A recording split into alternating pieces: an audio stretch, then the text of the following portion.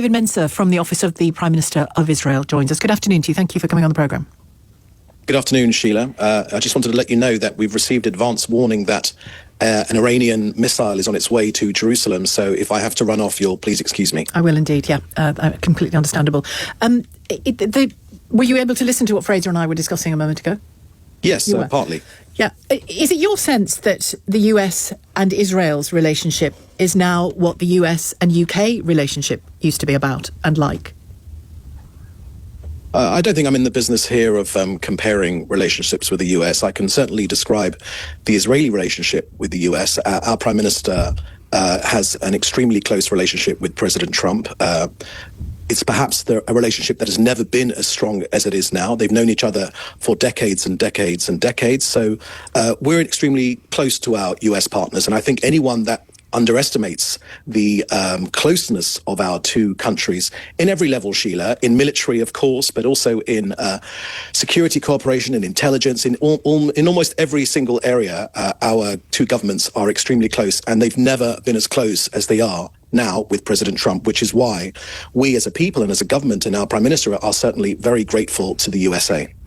Based on what we heard from Pete Hegseth earlier on, the US Defence Secretary, what is the aim here? I mean, he was talking about it being early days, that Israel and the US having full control of the skies, will soon have full control of Iran. What does that mean? Well, I'll tell you, because I've heard lots of commentators in the UK talking about this being a forever war. This is day 5 of this war, Sheila. But when a regime spends 47 years shouting death to Israel and death to America, the experience of being Jewish over the last 2,000 to 3,000 years is simply that when someone says that they wish to destroy you, when they wish to wipe your country off the face of the earth, they mean as they do regularly, they mean it. And this is a thing, and I think this is the same whether you're in London or in Jerusalem. When jihadis say that they wish to do things to you, terrible things to you, we should believe them. And we here in Israel do believe them because we're in this neighborhood and we're facing this very serious threat. So this is not a war of our choice. It's very much a war of a necessity. And I'll tell you, as our Prime Minister has made clear, if we would have waited months, the Iranian nuclear program would have become untouchable and unreachable. And that lesson of history... I think people want a bit of proof about that, because an awful lot of people believe that has been used as a kind of battering ram in order to do, arguably, even some justifiable things to the Iranian regime. But people want proof that, because not least in Britain, you'll remember it from the WMD claims from... Right, Sheila, sorry to bother you. We've just had an air raid siren.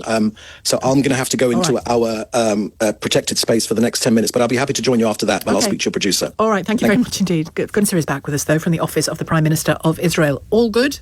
All okay now after that? Yes, thank you very much. We the missile was, I can share with you, intercepted. Some of the fragments of the missile fell in the hills around Jerusalem. That's the latest information that I can share with you. Thank you very much indeed, and I'm glad you're fit to join us again and in a position to do so. The question I was asking you just before the air raid went off was what you think Pete Hegseth means when he says, soon we will have full control over Iran. What does that mean, given the circumstances that you see and are party to? Well, I'll tell you precisely what it means. It means that the US and Israel are opening a door. They're opening a door for the Iranian people to be able to go through and shake off the regime that has persecuted them for almost half a century now. We saw in January the horrific crimes of that regime. I must remind you, Sheila, that regime are despised in their own country. The latest polling I've seen is 80% of people are against the regime because that regime diverted its funds away from serving the Iranian people to destroying Israel and developing a nuclear program, which was threatening the US and Israel and Europe. So that's what we're doing. Together with the US, we're opening that door for the Iranian people to walk through, and we're urging them to take to the streets, to free themselves, because right now this regime has never been as weak. It's teetering. We've taken out their leadership, dozens and dozens of their leadership. So now is the time for the people of Iran, when it is safe, of course, to do so. Well, can I come in on to that? go through that door. I wanted to ask you about that, because now clearly isn't the time to take to the streets, is it? A, because of what's in the skies, but also the warnings, threats even that they've had from the IRCG to not, quotes, get in the way of security. And that means do not come out here protesting, really, doesn't it? And they've seen the horrors of what happens if they do in recent weeks. That door, opening that door, presumably, you know, there's that old adage, isn't there, you can't produce regime change from the skies. You seem to be saying, yeah, we can. If we do enough damage, we can create regime change from the skies, or at least, as you say, open the door to it happening. Well, we're doing precisely that. The Iranian people are certainly not our enemies. They're the regime's first victims. Look, for 47 years, these Ayatollahs have been imprisoning one of the most brilliant civilizations on earth. It's the same regime that chants death to Israel. It also shoots its own people. If the Iranian people were free tomorrow, peace in the Middle East would look very, very different, because all of the uncertainty behind Hamas, behind Hezbollah, behind the Houthis, all of the jihadi terrorist organizations in this part of the world, who are also present in Europe as well, they all emanate from Iran. So we are taking forward this battle to free the region from this negative, evil regime. And I don't use that word lightly, but having seen never mind what they've done to Israel, but what they've done to their own people, tens of thousands of protesters shot in the forehead in hospital while they were receiving treatment. It is nothing short of evil. And I mean, as you, I think, rightly say about their activities using proxies like Hamas. I mean, proxies is too small a word for Hamas, isn't it? Hamas, Hezbollah, and others. That alone seems reason enough to try and bring this regime to their knees. But can I go back to the nuclear question that I was asking you earlier on as well? Because there have been for years now, not least from Benjamin Netanyahu, there have been claims that it's imminent. They're a week away from this on the nuclear front. They're 2 weeks away from that. Do you have proof of this that you can share with the world so they can perhaps back you more enthusiastically on that front?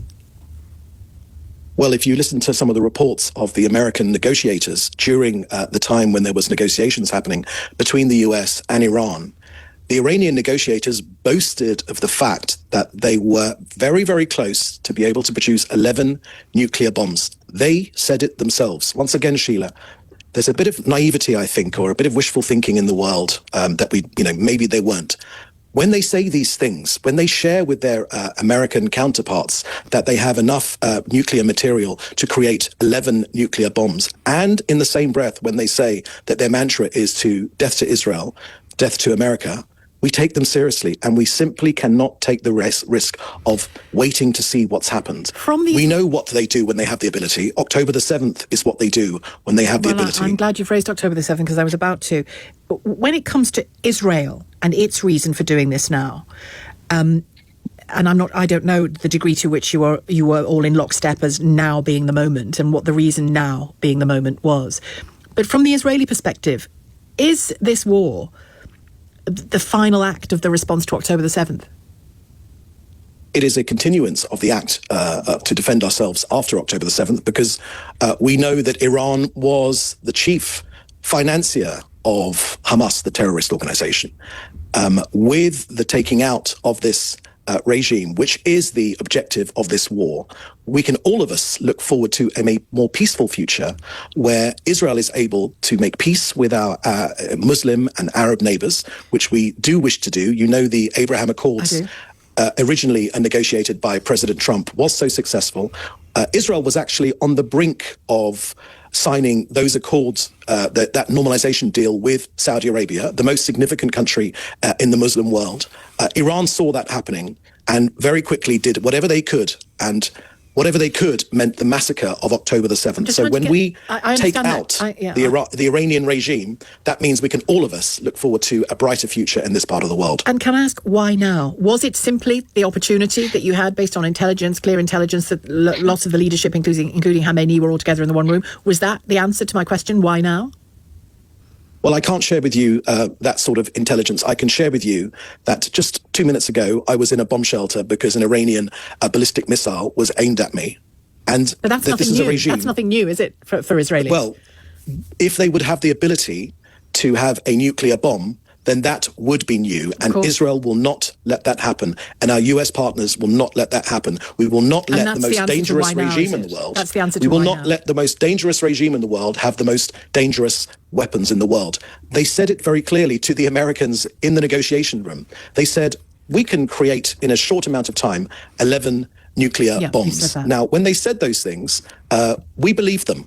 And the Americans believed them as well, which meant now was the time. OK, thank you. I must leave it there. Thank you very much for coming back to us, David Mencer, from the Office of the Prime Minister of Israel. Lewis is in the studio with me.